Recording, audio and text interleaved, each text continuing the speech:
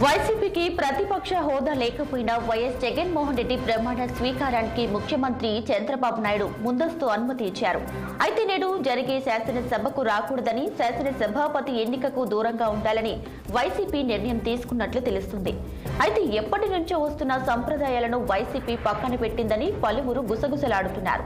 ఈ మేరకు నేడు తాడేపల్లి నుంచి జగన్ పులివెందులకు వెళ్తున్నారని, మరో 3 రోజులు అక్కడే ఉంటారని తెలుస్తోంది.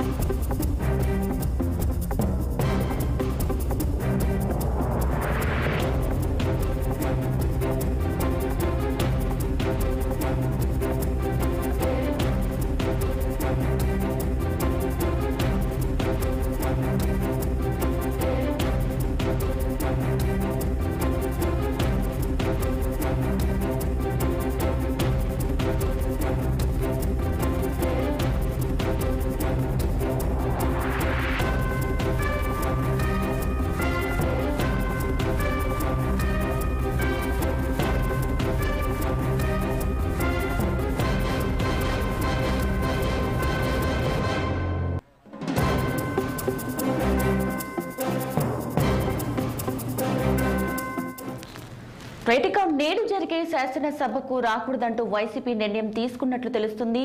ఇందులో భాగంగానే జగన్ కూడా 3 రోజుల పాటు పులివెందులకు వెళ్తున్నట్లు సమాచారం కూడా అందుతుంది. ఇక పూర్తి డీటెయిల్స్ మా ప్రతినిధి పవన్ అందిస్తారు. పవన్,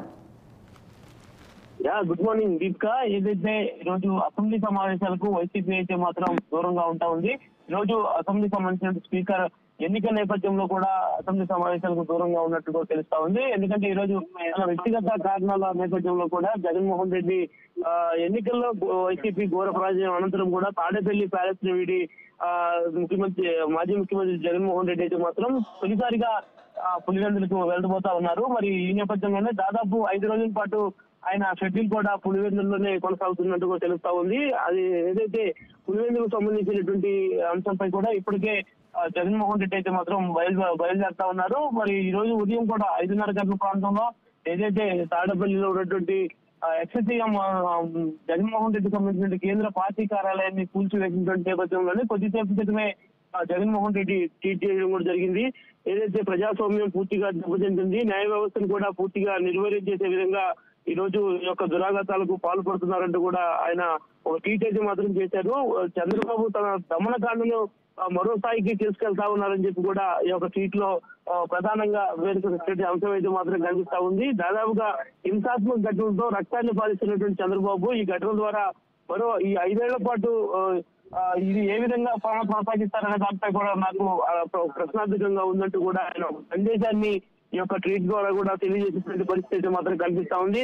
మరి అందులో భాగంగానే మరి కాసేపట్లోనే మాజీ ముఖ్యమంత్రి చంద్రబాబు అయితే మాత్రం పులివెందుల వెళ్ళబోతా ఉన్నారు. పులివెందుల్లో 5 రోజుల పాటు కూడా ఆయన కార్యక్రమాలు మొత్తం కూడా ఇప్పటికే షెడ్యూల్ పూర్తి చేసినటువంటి పరిస్థితి మాత్రం కనిపిస్తుంది. ఎందుకంటే సొంతగడ్డ పులివెందుల్లో ఎన్నడూ లేని విధంగా ఈ ఎన్నికల్లో కూడా సంబంధించినటువంటి మెజార్టీలో తగ్గడానికి గల ప్రధాన కారణాలు ఏంటి అనే దానిపై కూడా ప్రధానంగా ఈ రోజు పులివెందులు అయితే మాత్రం చర్చించబోతున్నారు.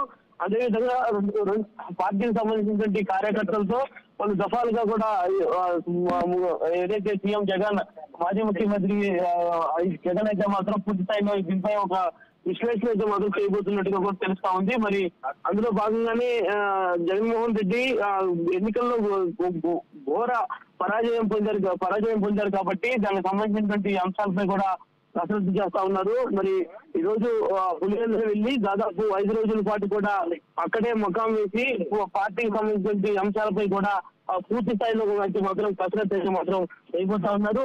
మరి ఈ రోజు మరి యొక్క దీనికి సంబంధించి కూడా ఇప్పటికే ప్రతిపక్ష నేతగా కూడా హోదా లేకపోవడం కూడా దీనికి సంబంధించి జగన్మోహన్ రెడ్డి కావాలనే స్పీకర్ ఎన్నిక జరగబోతున్నటువంటి క్రమంలో ఈ యొక్క అసెంబ్లీకి హాజరు కావడం లేదంటూ కూడా ఇప్పటికే ఒక సమాచారం అయితే మాత్రం అందుతా ఉంది. మరి ఈ నేపథ్యంలోనే మరి కాసేపట్లో అయితే మాత్రం మాజీ ముఖ్యమంత్రి జగన్మోహన్ రెడ్డి పులివెందుల బయలుదేరిపోతే వెళ్ళబోతా ఉన్నారు. Deepika. Right Pavan, thank you.